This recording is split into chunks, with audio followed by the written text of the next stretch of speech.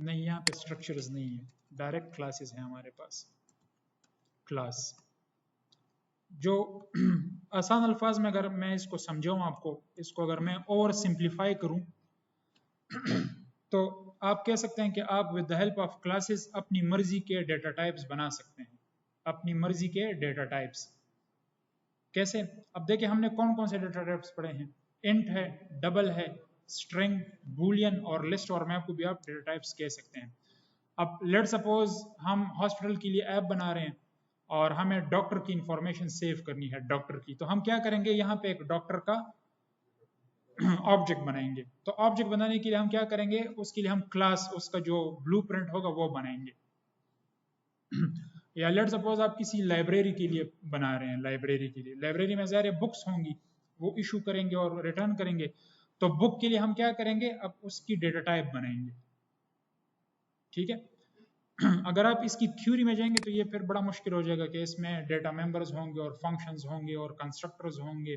ठीक है, अगर आप इसको ओवर सिंप्लीफाई करेंगे तो आप ये कहेंगे कि हम with the help of classes क्या कर सकते हैं, ऑब्जेक्ट्स बना सकते हैं, यूजर डिफाइंड ऑब्जेक्ट्स, या अपनी मर्जी के मुताबिक। चले मैं एक बुक की मिसाल लेता हूं। अच्छा, क्लास, और इसका सिंटैक्स में लिखता हूं।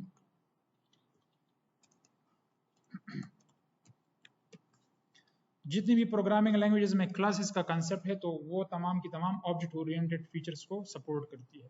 ठीक है, स्टार्टिंग फ्रॉम C++ और जितनी भी मॉडर्न लैंग्वेजेस हैं, जावा है, पाइथन है, डार्ट है, PHP है, ये तमाम ऑब्जेक्ट ओरिएंटेड को सपोर्ट करती हैं। सी जो है वो फंक्शंस पे आके ख़त्म हो जाती थी, और बल्कि उसमें स्ट्रक्चर्स थे। स्ट्रक्चर्स तकरीबन वही चीज़ है जो आपके पास यहाँ मैप्स हैं। हाँ, वहाँ पे सब पब्लिक हो।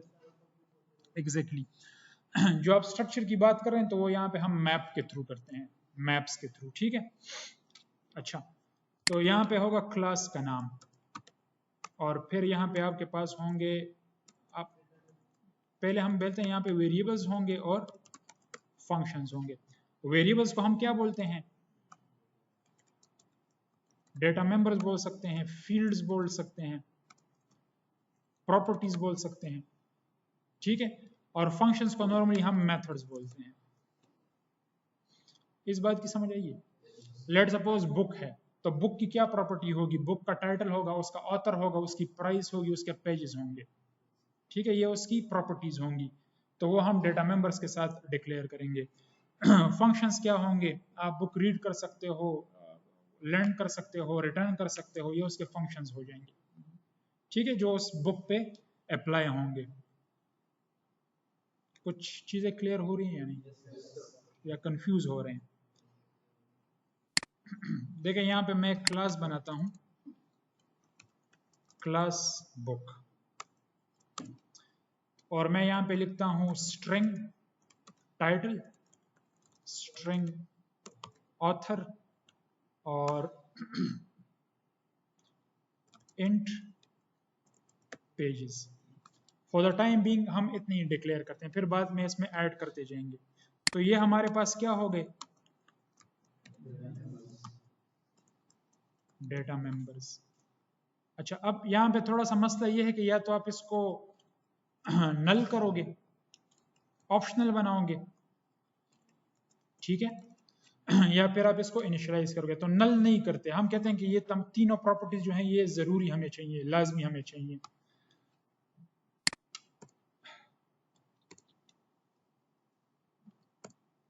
तो आप इसको क्या करते हो, आप इसके साथ लगाते हो लेट। आप कहते हो कि हम इसको बाद में इनिशियलाइज करेंगे। ठीक है, इसकी समझ आ गई है। और यहाँ पे मैं एक मेथड लेता हूँ,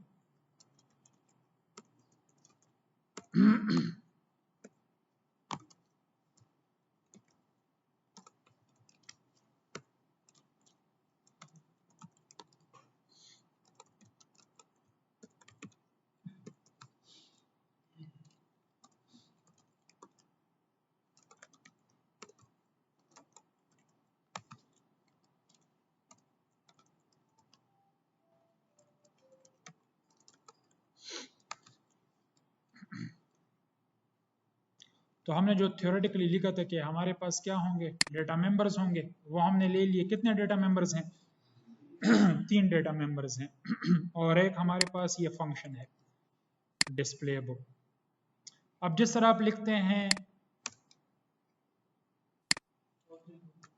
स्ट्रिंग लेट सपोज नेम, तो यहां पे स्ट्रिंग क्या चीज है? Data type. और नेम क्या चीज है? उसका वेरिएबल है। अब मैं लिखता हूं लेट सपोज यहां पे बुक लेट सपोज फ्लटर, तो ये बुक यहां पे क्या हो गया? Data type. लेकिन ये डेटा टाइप डार्ट के अंदर नहीं है, ये हमने खुद बनाई है, यूजर डिफाइंड है। और इसका हमने वेरिएबल भी कह सकते हो, इसको ऑब्जेक्ट भी बोल सकते हो। समझ आ गई ये बात? लेकिन अब ये जो फ्लटर है ये अभी तक इनिशियलाइज नहीं हुआ। ठीक है, ये इनिशियलाइज किस तरह होगा? आप यहां पे लिखोगे Flutter is equal to book. तो बेसिकली ये जो है ये है कंस्ट्रक्टर। कंस्ट्रक्टर अगर आप यहाँ पे डिक्लेयर नहीं करते, डिफाइन नहीं करते, तो इसको हम बोलते हैं डिफॉल्ट कंस्ट्रक्टर। ये कंपाइलर खुद क्रिएट करता है और आपके लिए जो ऑब्जेक्ट है वो इनिशियलाइज कर देता है। तो ये यहाँ पे डिफॉल्ट कंस्ट्रक्टर है। कंस्ट्रक्टर पे हम थोड़ी देर में बात करेंगे, लेकिन ये आपके पास क्या हो गई? एक बुक बन गई है। अब इसमें अगर आप प्रिंट करोगे, मैं कहता हूं कि जो फ्लटर है इसका जो टाइटल है वो लेट सपोज है Flutter how to program. Flutter हमारे पास ऑब्जेक्ट है, टाइटल जो है उसका डेटा मेंबर है, ये दिस वन। और इस टाइटल को हम क्या असाइन कर रहे हैं? उसको वैल्यू असाइन कर रहे हैं। ये डॉट जो है इसको हम कहते हैं मेंबर एक्सेस ऑपरेटर।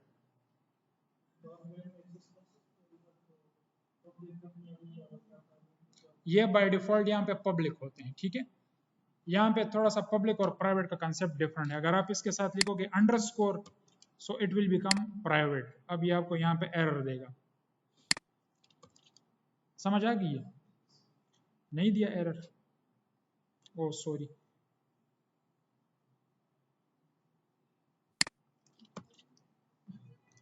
बहरहाल इसको एरर देना चाहिए था, सख्त पाते रहा उसकी तो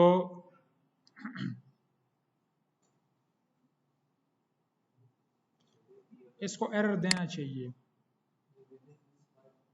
जी। नहीं नहीं, जब ये प्राइवेट हो जाता है तो आप इसको within the same class access करते हो। Within the same class मतलब ये जो टाइटल है इसको आप इसी क्लास के अंदर एक्सेस कर सकते हो। आउटसाइड जो है आप इस टाइटल को एक्सेस नहीं कर सकते। चलो देखते हैं इसको। ठीक है, लेकिन प्राइवेट बनाने के लिए आप क्या करते हो? इसके साथ अंडरस्कोर लिखते हो।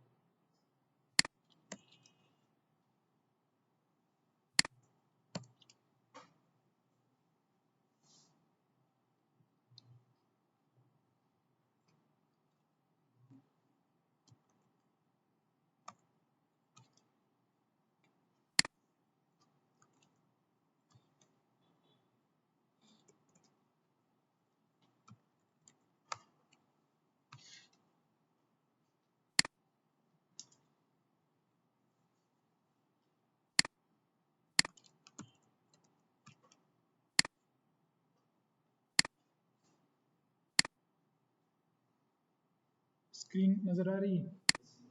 देखो फ्लटर जब आप लिखते हो, ये जब ये लाइन एग्जीक्यूट होगी, दिस वन बुक फ्लटर, तो ये क्या करेगा? मेमोरी में एक वेरिएबल बनाएगा। ठीक है, लेकिन ये अभी किसी को पॉइंट आउट नहीं कर रहा। ठीक है, जब आप लिखते हो Flutter is equal to book, तो इसके साथ क्या होता है? ऑब्जेक्ट इनिशियलाइज होता है। जब ऑब्जेक्ट इनिशियलाइज होगा तो यहाँ पे आपके पास ऑब्जेक्ट बनेगा। अब इस ऑब्जेक्ट में कौन कौन सी प्रॉपर्टीज होंगी? हाँ, इसका टाइटल होगा, ऑथर होगा और पेजेस होंगे। और इस ऑब्जेक्ट को कोई मेमोरी में एड्रेस होगा,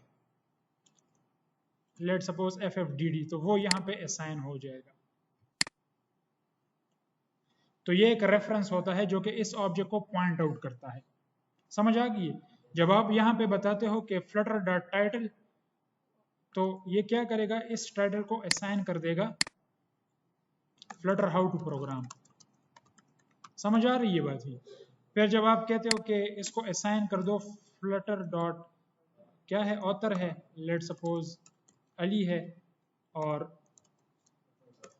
फ्लटर डॉट पेजेस हैं, तो पेजेस हमने इंट लिया है कि स्ट्रिंग लिया है, इंट है, तो यहाँ पे आप क्या करोगे, इसको इंटीजर वैल्यू असाइन करोगे, तो ये तमाम चीजें आपके साथ इनिशियलाइज हो जाएंगी। यहाँ पे ऑथर क्या हो जाएगा,